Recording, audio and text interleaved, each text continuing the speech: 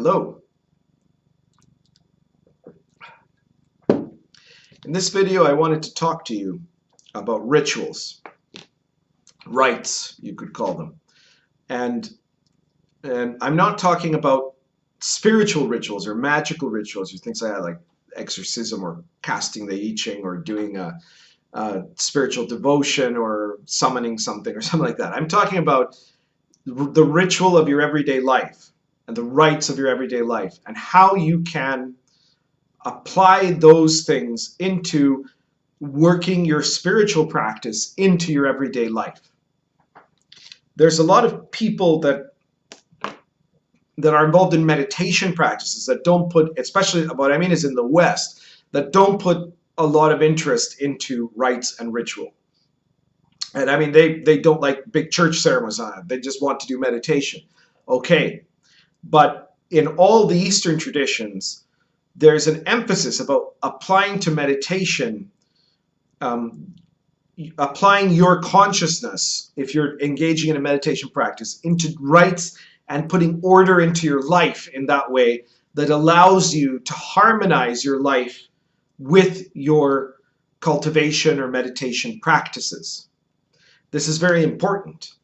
Because if all you're doing, if you say, oh, I don't need any of that, I just do Vipassana, or I just practice mindfulness or something like that, well, then you're not succeeding at the great work. And what I'm defining as the great work is the process of your self-transformation, of your awakening. And before your awakening, of your understanding your own self, your own will, your own being. So you can't do that by just creating timeouts from everyday life. You have to change your life. And to change your life, you have to change yourself. Being separate, retreating from your life for a certain period out of every day to go and do meditation and treating that as a totally separate space compared to the rest of the space where you aren't being conscious, where you aren't engaging in cultivation. This just creates this separation, this division. And while that may have some benefits for you, it also leaves a whole bunch of space where you're not engaging in the great work. You're not participating in this process. The way to integrate your meditative work, I'm not saying don't meditate. You have to cultivate. You have to engage in practices and spiritual practices of self-transformation. But the way to engage in such a way that those practices are drawn into your everyday life, your personal life, your life on the day-to-day basis, and what you do in it, in that life, and what you do around you. The only way to draw that in is by having some kind of a bridge, and that bridge is rites, is taking the things you do every day and making them into conscious rites. Because you do ritual all the time in your day.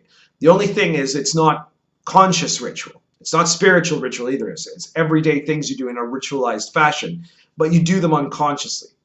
Let me give you an example. Let's say that you're brushing your teeth. Almost everybody brushes their teeth as a ritual. They get the specific influence. They get their toothbrush, they get their toothpaste, they get the little glass, and they're in front of the sink, which is the space where the operation is going to happen. And then you take the toothpaste and you apply a certain amount of toothpaste. And it's always kind of in the same area, right? It's a certain quantity of amount of toothpaste onto the toothbrush.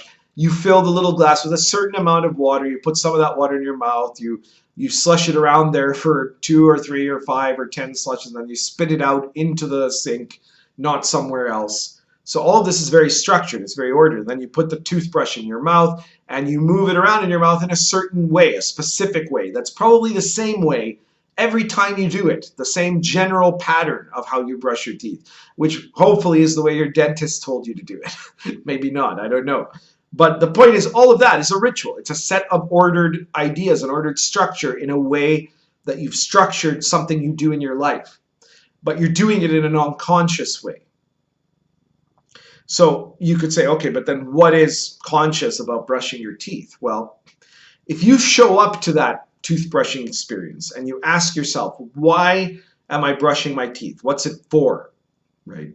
Well, you brush your teeth to keep your teeth healthy. Why do we want to keep our teeth healthy? Because keeping our teeth healthy will keep the rest of us healthy in a very important way. And then why do we want to be healthy? We want to be healthy so we can pursue the great work. If that's what you're serious about, then that's what the answer comes down to. And so therefore, brushing your teeth is a part of the great work. And so if you treat it with the reverence it requires, you're performing this ritual and suddenly it's part of your cultivation. And all kinds of things we do in our everyday are parts of our cultivation, right? And some of these, you could, there are some that are very fanciful, right? For example, if you're a Tai Chi practitioner, you might do, there are some Tai Chi schools that talk about Tai Chi sword or Tai Chi calligraphy, right? And so you're applying the same concepts of Tai Chi and movements of Tai Chi and into your Chinese calligraphy. And it's very pretty and everything, but basically all they're really talking about there is rites, is performing a rite that integrates something. In this case, something that is a pretty work of art, a calligraphy. But it's the same thing. You get your things in order. You have your brush, you have your ink bar, you have your grinder and your water, and you have your parchment, and then you apply it and you paint and you create the work of art. In this case, calligraphy, but it could be something else. It could be a landscape, right? The point is that this is also a type of a ritual. But you don't have to invent those kinds of rituals. And in fact, that might be kind of counterproductive to what I'm talking about. I mean, if you want to try Chinese calligraphy, go right ahead. It's a very nice thing to try. But the real thing you want to do is not to invent new rituals to do. It's to take the way you live your everyday life right now and give it a connection, bind it, create that bridge between your aspiration of the superior individual, your higher self, and your regular life. Let me give you another example. When you shower, almost everyone showers, and hopefully you're showering every day, but maybe not, but whatever. Whenever they do, almost everyone in the Western world showers regularly. And when you shower regularly, you almost certainly make a ritual out of showering. You probably shower in a very similar way every single time you shower. So it's a ritual. If you're doing it in a similar way every time you're doing it, it's more complex than taking a single action. It's some kind of a ritual. So in your shower, you're preparing the ingredients of your shower, right? You have the towel, the soap dish, or the soap bar, or the liquid soap, or your shampoo. You might have a loofah, depends, whatever you use, right? You have the shower itself, the shower curtain, and you have the little knobs of hot and cold water or whatever, and then you step in and as well. First, actually, you probably turn on the shower, and then you probably wait until the shower is warm enough, and then you step inside. And then you probably clean yourself in exactly the same way every day, right? Every time that you shower. You're probably doing it in the same order of which body part you do first and which you do last, and whether you do your hair first or whether you do something else first. All of these things, you're doing them in an order. You're doing a ritual out of them.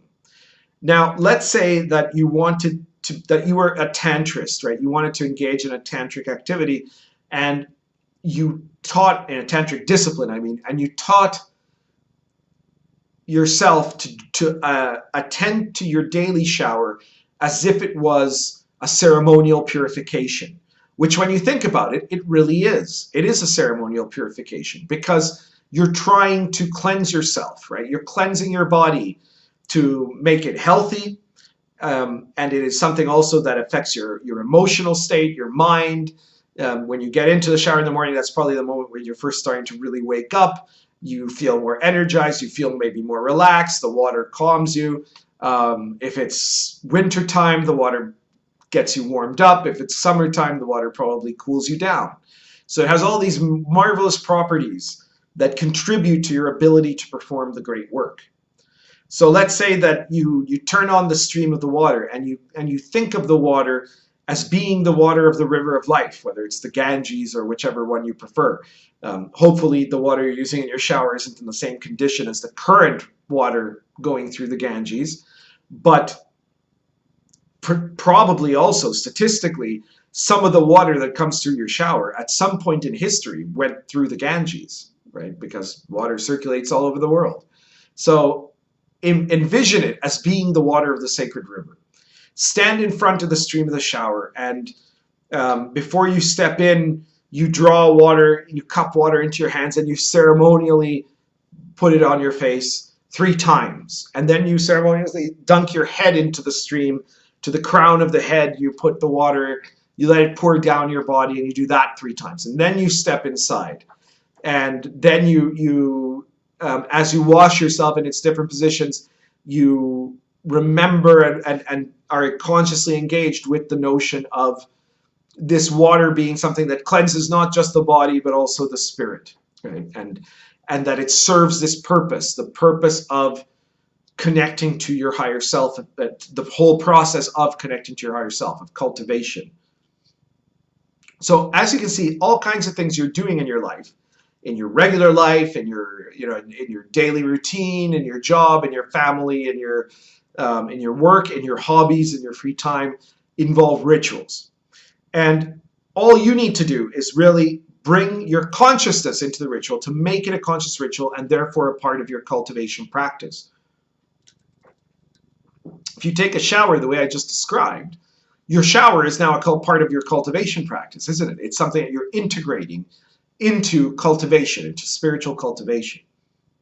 And there's a formula for how to make anything into a ritual, which is the first step, once you've decided what it is you're going to do, is to pause and bring your consciousness into the active present state. So that you're not doing something automatically, because a lot of the things we do as ritual, we're trying to do them specifically unconsciously. We're just going through the motions while our brain is thinking about something totally different. It's not there. It's not in the here and now. It's not in the present. It's out there somewhere. So if you pause and bring yourself into the active consciousness, what in Qigong we call the active consciousness, it means you're right here. You're in your body. You're not somewhere far away. You're here, and you're going to engage with what you're doing. And so suddenly you're present. Second, bring what you're about to do into a context. Remember why you're doing it, of the bigger picture of why you're doing it. Not just that you're doing it because it's what you do every day. You're doing this as part of the great work. It's part of cultivation. It's part of what matters. And then you put into order the different working tools, you could say, different implements, the different things that this ritual involves, which are going to be different depending on what you're doing, right? If you're showering, it's the soap and the dish and the towel and so on. If you're cooking, it's the pot and the pan and the spoon and the knife and the ingredients. Whatever it is you're doing, it's going to be, they're going to be objects involved. Maybe the object is your own body, right? If you're going to go running, then probably the only objects you're going to have are actually going to be your, your running shoes and your running outfit, and then your body. But you bring those to mind and put them into an ordered state. There's an order to how you put on your shoes, to how you tie your laces or whatever. You prepare all of the necessary tools, and then you put the tools in their place, and then you begin to apply them. And as you're applying them, you engage in the work that you're trying to achieve, while keeping in mind the bigger significance of what you're doing. And that's the whole trick, as it was, to doing ritual as a way to be consciously engaged with cultivation. So this is something that anybody can do. And if you're doing it as well as having a regular, spiritual practice of cultivation, this bridges the gap and brings the two together. You're now integrating part of your life with part of your cultivation practice and applying it in a much deeper way than just having these two things separate and then maybe sometimes in your everyday life thinking about what you thought about during meditation or something like that. That's not as productive, right? It's more productive if you're living your whole life as a part of the great work, not just doing part-time great work and then the rest of the time just getting lost in the concerns of your job or your family or what have you. Make it all be one harmonious and united whole. So that's everything for today. If you like this video, feel free to share it anywhere, and feel free, if you're interested, to subscribe. The link will be below in the description to the Yifa Society newsletter, which is really just a newsletter where you get a monthly email. It's an email list where you get an email with a number of different highlights of different teachings over the course of the last month, videos, writings, so that you don't miss any of the teaching. And sometimes there's original content there that you won't see anywhere else. And if you subscribe to the mailing list, you will get in the introduction video when you subscribe, it'll have a link to a free copy of the PDF of The Path and the Power, which is my version of the Tao Te Ching with commentary, and it's kind of a companion piece to the Magician's I Ching. So if you haven't checked that out yet, please do subscribe to it. It's completely free. You get the subscription to the list is free, and the PDF is free. So you can't ask for a better deal than that. Um, if you're interested in a more serious and dedicated course of study for a cultivation practice, a teaching of a complete system of self-cultivation, then you might want to consider joining the Yifa Society. And if you are, then just please get in touch with me and let me know. And check me out on Facebook, and check out the Magician's I Ching on Facebook. It's all in the links below. Thank you very much.